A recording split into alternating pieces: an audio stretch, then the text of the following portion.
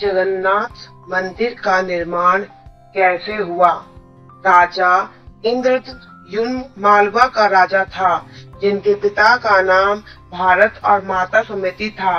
राजा इंद्रद्युम्न को सपने में हुए थे जगन्नाथ के दर्शन।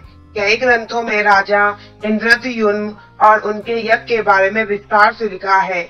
उन्होंने यहाँ कई विशाल यज्ञ किए और एक सरोवर बनाया।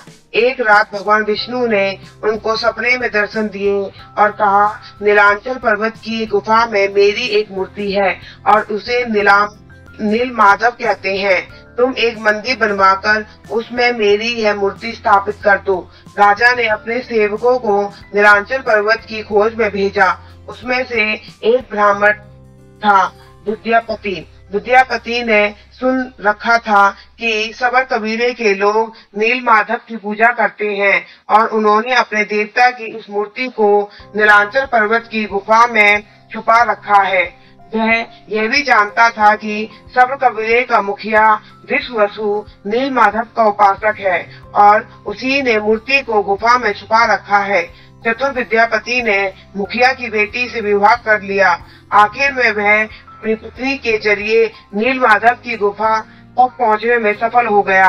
उसने मूर्ति चुरा ली और राजा को लाकर दे दी। वृषवसु अपने आराध्य देव की मूर्ति चोरी होने से बहुत दुखी हुआ। अपने भक्त के दुख से भगवान भी दुखी हो गए। भगवान गुफा में लौट गए, लेकिन साथ ही राजा इंद्रद्युम्न से वादा किया कि वो एक दिन उनके पास जरूर लौटेंगे। बेशक कि वो एक दिन उनके लिए विशाल मंदिर बनवा दे। राजा ने मंदिर बनवा दिया और भगवान विष्णु से मंदिर में विराजमान होने के लिए कहा। भगवान ने कहा कि तुम मेरी मूर्ति बनाने के लिए समुद्र में तैर रहा पेड़ का बड़ा टुकड़ा उठाकर लाओ, जो द्वारका से समुद्र में तैरकर पूरी आ रहा है। राजा के सेवकों ने उस पेड़ के टुकड़े को तो ढूंढ लिया, लेकिन सब लोग मिलकर भी उस पेड़ को नहीं उठा पाए। तब राजा को समझ आ गया कि नीलमाधव के अनन्य भक्त सबर कबीले के मुखिया वृषवसु की ही सहायता लेनी पड़ेगी। सब उस वक्त हैरान रह गए जब वृषवसु भारी भरकम लकड़ी को उठाकर मंदिर ले आए। अब बारी थी लकड़ी से भगवान की मूर्ति गढ़ने की। राजा के कारीगरों ने लाख कोशिश कर ली, लेकिन कोई भी लकड़ी में एक छेनी तक भी नहीं लगा सका। तब तीनों लोग के कुशल कारीगर भगवान विश्वकर्मा एक बूढ़े व्यक्ति का रूप धरकर आए। उन्होंने राजा को कहा कि वे नीलमाधव की मूर्ति बना सकते हैं, लेकिन साथ ही उन्होंने अपनी शर्त भी रखी कि वे 21 दिन में मूर्ति बनाएंगे और अकेले में बनाएंगे। कोई उनको बनाते हुए नहीं देख सकता, लेकिन उनकी शर्त मान ली गई। लोगों को आरी छेनी हथौड़ी की आवाजें आती रहीं। राजा इंद्रद्युम्न की रानी उड़ीचा अपने को रोक नहीं पाई। वो दरवाजे के पास गई तो उसे कोई आवाज नहीं आई।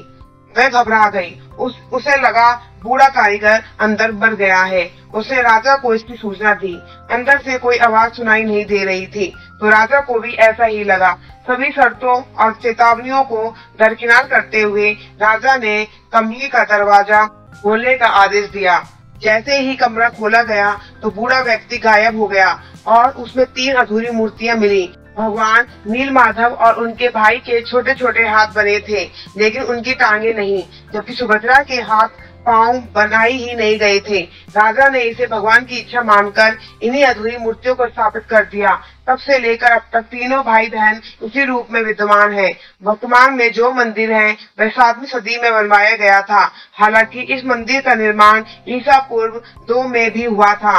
यहाँ स्थित मंदिर 3 बार टूट चुका है। 1174 ईस्वी में ओडिशा शासक आनंद भीम देव ने इसका जीर्णोद्धार करवाया था। मुख्य मंदिर के आसपास लगभग 30 छोटे बड़े मंदिर स्थापित हैं। धन्यवाद।